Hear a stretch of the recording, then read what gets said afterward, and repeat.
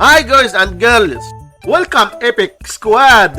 In this future clip, 182 divided by 182, which equals 1, and 182 divided by 182 equals 1. Now we have this problem, 1 divided by 1, which equals 1. But this answer is not correct because according to the order of operations, we must do this division, then this division, and at last this division. So we have first this division, 182 divided by 182 equals 1. So we have 1 divided by 182 divided by 182, and we can write this part as 1 over 182 divided by